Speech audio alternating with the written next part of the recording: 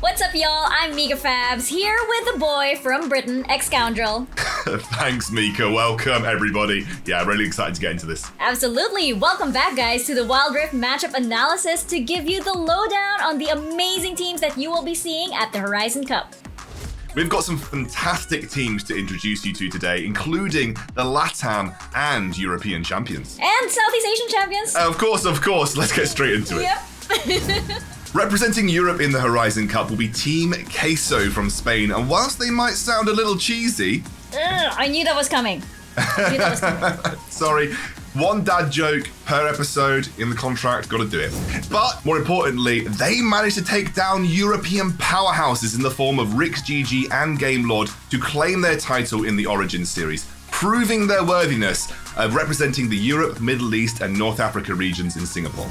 Team Queso dominated their playoffs by drafting champions for the team, creating teamfight compositions instead of favorable lanes. With this drafting style, they overwhelmingly control objectives like dragons and rift heralds in a majority of their games. But this objective focus style would fall apart without Team Queso's jungler Andre. Being one of the most mechanically gifted players in Europe, he plays a huge number of champions, and he's also known for his legendary Kha'Zix play. 6k gold lead, Andre just waiting on the sidelines, Etric gets him! Woo! Out of nowhere! Ooh, very interesting. But while strong enough to take the championship, their style does have its weakness. Because of their team fight focused drafts, Team Queso did lose a few games due to getting behind early and never getting to team fight on even footing. Yeah, and from casting the European qualifier, I can say that the hype these guys create when they play is one of my favorite parts about them. Absolutely deserved throughout! It kind of gave them a mental edge when it came to competing in a LAN environment, and you can really feel the intensity when they're playing on the Rift. I really can't wait to see them on the world stage. I know. I mean, I caught that on the Origin series. I saw you. I was watching for you. But definitely, Team Queso was amazing. Like, their energy was just infectious.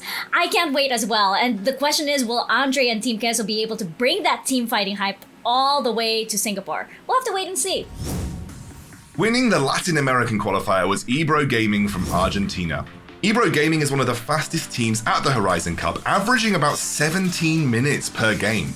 When Ebro Gaming is on the Rift, they are always looking for blood, and they've adapted their playstyle to fit that intense speed.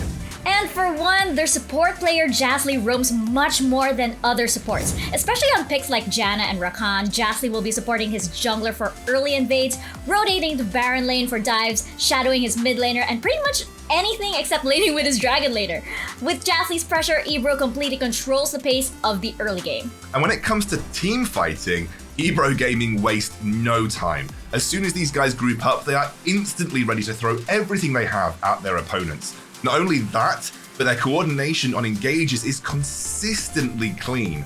All through the qualifier, even when behind, Ebro would be constantly willing to throw down, often coming out ahead in the process. I'm really excited to see this team. There's a lot of hype around them. I love this kind of like tease of the chaosness that surrounds them, so I love rooting for teams that aren't afraid to put everything on the line in a team fight. And the coordination in those team fights is absolutely amazing to watch. You can tell that the team puts a lot of trust in each other to pull off that kind of playstyle. Yeah, just like I trust you to make bad jokes when we work together. Anyway. I'm hoping you enjoy it. I'm hoping you enjoy it, really. Okay, alright. I'll give that to you.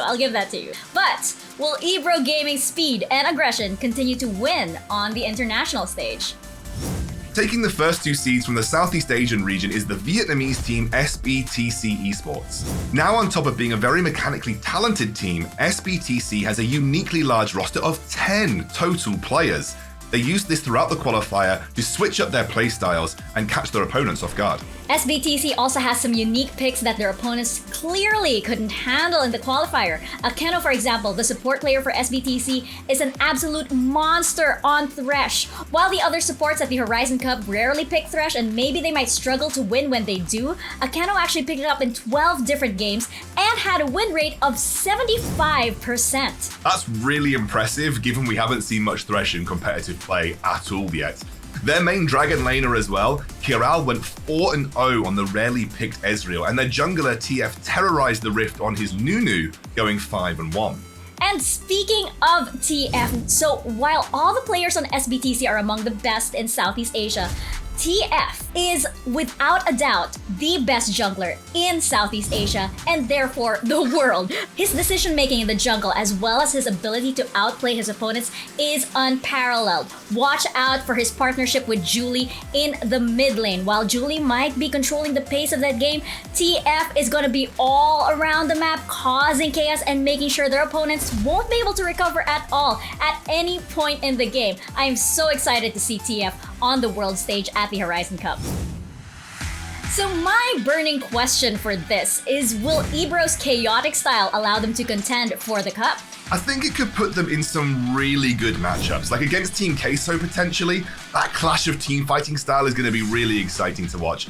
A lot of teams rely on the later stages in the game, and I don't know if Ebro will even let them get there. That's possible, and of course we all love great team fights, but there could also be some matchups where they could completely flop, you know what I mean? I mean, if they face teams with strong mechanical players that can out-skirmish them, I don't think Ebro will be able to, stand a chance, possibly. Maybe. I think it is going to depend on where these team fights take place. I mean, we saw it work so well for Queso against mechanically skilled players.